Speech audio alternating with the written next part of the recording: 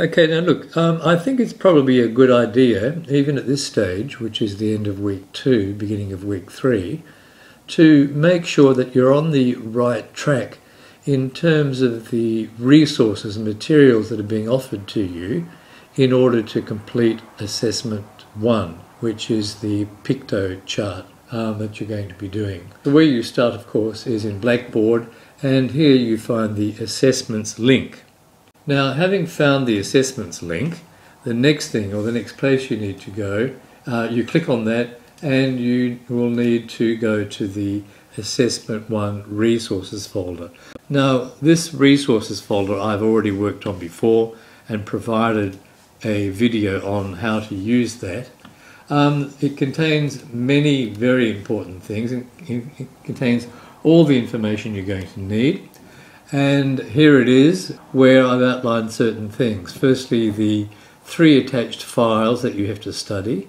In other words, the sample reflection, the help sheet in writing a reflection, and of course the all-important Assessment 1 marking rubric. The next piece of information you get, taking an overall look, you know that Assessment 1 is actually 2 tasks. Task 1, worth 15 marks, is the creation of an infographic using Piktochart, and yes, you must use Piktochart for the purposes of this assessment. The second task is the reflection, and that's also worth 15 marks. You're also given other information which includes what to submit and in what order to submit all that you need to submit on a Word file.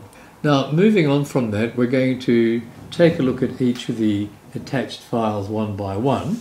So, looking at the first one, which is the sample reflection, and this is just a sample. It's not a perfect sample, but it's very good in that it gives you an idea of how you should structure your reflection. But one of the things that I find is missing from this, which you're going to need to address, is the inclusion or the addition of APA 6th edition referencing style for any information that you use which is not yours that is going to support what you say in your reflection. Okay, well, moving on from there, we're going to move on to the help sheet. The help sheet is actually a sheet which gives you guidance and information about writing a reflection. I'm not going to go through it all here. As you can see, it tells you what reflective writing is and what it is not, and gives you some other resources to help. But strongly recommended, of course, that you go through this in the construction of your own reflective writing for this assessment. As well as the guidance in how to do reflective writing, a very important document, and one whose importance I don't have to persuade you of, I'm sure, is the Assessment 1 marking rubric. Now, this is the rubric that we tutors are going to use to evaluate or mark your work. And I've said this before and I'll say it again, this is the best document that you can use in order to check what you're submitting before you submit it.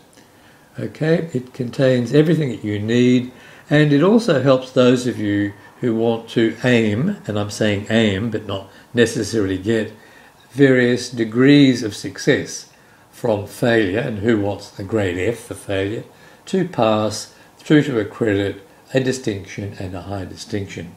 As I've said, a very important document, and I strongly recommend that you use this as a checklist before you hand in your assessment. There's also, you're also provided with a sample Piktochart. Okay, many of you are asking questions, the answers to which can actually be answered or found by looking at this sample Piktochart, and the link is available in the Assessment 1 resources folder. Okay, well, look, once you've done all this and you've checked everything against the marking rubric, and you've decided that you're ready to submit, you need to go back to the resources folder, and in the resources folder you're going to find the Assessment 1 submission link, which is easy to use. Of course, you just click on it because it's a hyperlink. Now that'll bring you to the Turn It In upload page. And in the Turn It In upload page, before you submit, you're going to need to include your first name, your last name, and the submission title, which in our case is just Assessment 1.